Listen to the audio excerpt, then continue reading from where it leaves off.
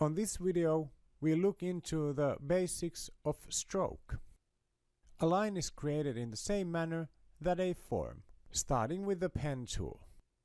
I create a line that is arched and has a corner. Click, drag, click, click. If I move my cursor, the pen tool still wants to continue the path. But I'm quite happy with the line. I want it to stay like this. To have the pen tool stop creating the path, I need to change tools or deselect. Deselect is easiest done by control clicking. Control changes the pen tool to white arrow, and clicking on an empty space takes the selection away. Now I can start a new line without changing the tool. The color of the stroke is defined in the colors. These paths have black stroke color and white fill color. If I want to create a line, I of course remove the fill color. I select both of the paths, click the fill color to be active, and select the none color. I also change the stroke color, straight from the color picker. There's two places I can modify the stroke. The control panel on the second row, or from the panel menu, stroke. The stroke panel should be visible in the Essentials Classic view. If not, open it from Window Stroke. The stroke panel can be collapsed. I expand it to the maximum size. I'll drag the panel next to the lines for the demo. If I want to edit the strokes, I need to of course select the paths. The first modifier in the panel is the stroke weight, the thickness of the stroke. By default, it is in points. The next modifier is the stroke end, the cut butt cap, round cap, half strokes weight projecting cap.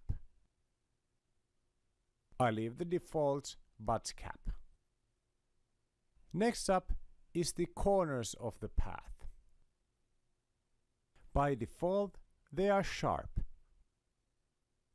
They stay sharp until the end should project too far away. Then they are cut.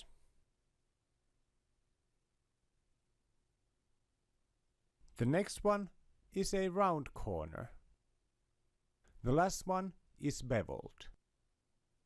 The beveled one is handy if you need to put the corner inside another stroke. I return these to the normal sharp corners. Next are the special features of the stroke. First, the dashed line.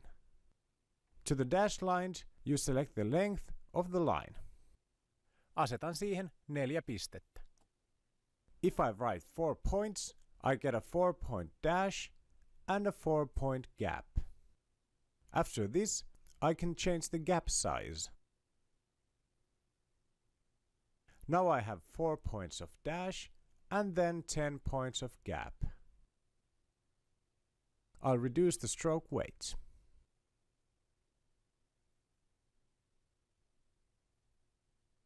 I clear the dashed line. Next feature is arrowheads.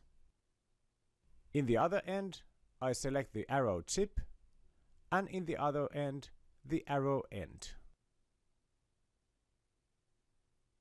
Both ends were way too large.